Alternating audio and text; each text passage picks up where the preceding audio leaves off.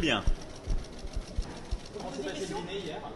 Très bien. Écoutez, on a eu une discussion hier extrêmement utile, je crois vraiment dans l'esprit de ce que doit être le G7, c'est-à-dire une discussion informelle, libre, intense, extrêmement longue. On a couvert essentiellement 3 sujets: l'Amazonie, l'Iran, la crise ukrainienne et la question de la Russie.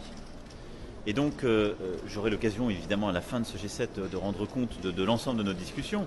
Mais je trouve qu'hier, l'échange a permis de vraiment voir les sujets de convergence, les points sur lesquels on veut se mobiliser ensemble sur ces 3 points, de lever parfois les malentendus qu'il y avait, de voir aussi nos différences et en quoi ce collectif peut être utile. Mais il y a une vraie volonté de se mobiliser sur ces 3 sujets qui ont été évoqués longuement. Et ce matin, on a parlé du commerce international, des sujets de taxation, de la croissance mondiale.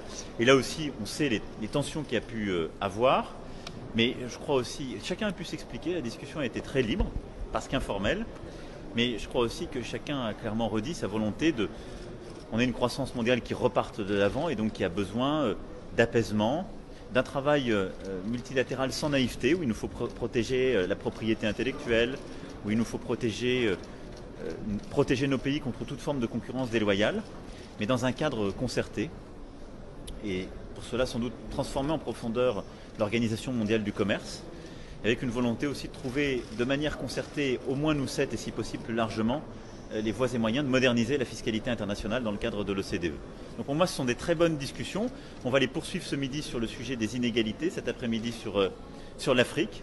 Et je vous rendrai compte aussi de ces avancées, évidemment, à la fin de ce sommet. Sur l'Iran, le président Trump dit qu'il n'est pas d'accord, qu'il s'était mis d'accord avec vous, que vous puissiez envoyer un message en tant que président du G7. Alors, il dit, vous parlez pour la France ou parlez pour les États-Unis? Mais il a parfaitement raison, et je pense que c'est totalement ce qu'il faut collectivement éviter.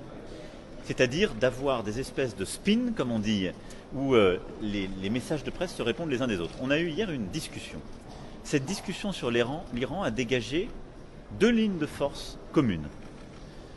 Premièrement, aucun membre du G7 ne veut que l'Iran ne puisse jamais avoir l'arme nucléaire.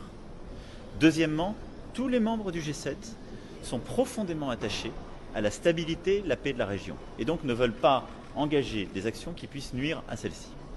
Dans ce cadre-là, on a évoqué nos différentes initiatives. Shinzo Abe a pris des initiatives à l'égard de l'Iran. J'ai pris plusieurs initiatives. Et nous en avons rendu compte. Le G7 est un club informel. Il n'y a pas de mandat qui est donné dans le cadre du G7 formel à l'un ou à l'autre. Et donc, il y a des initiatives qui continueront d'être prises par les uns et les autres pour parvenir à ces 2 objectifs. C'est ça qui est très important.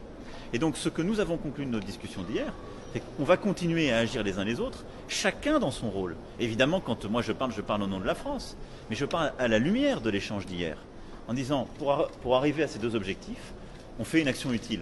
Mais le G7, ce n'est pas une instance où on donne un mandat formel. Nous ne sommes pas une organisation structurée où il y a des mandats et des compétences. On est 7 pays souverains, 7 puissances souveraines qui se mettent d'accord autour de la table. Est-ce que les 7 étaient vraiment d'accord que la politique de pression maximale des États-Unis est en train de donner des résultats? C'est ce que les Américains nous disent. Ce qui est important, c'est qu'on arrive à ce résultat final.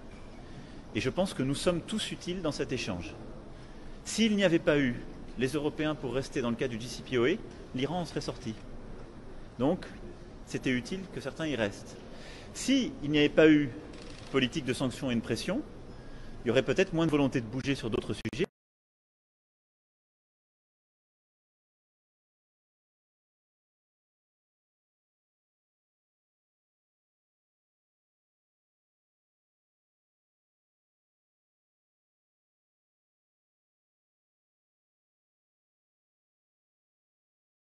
On n'est pas du tout à ce niveau-là. Et là, je pense que c'est très important que sur ces sujets-là, on n'aille ni trop vite, ni on ne fasse dire aux uns aux autres des choses, parce que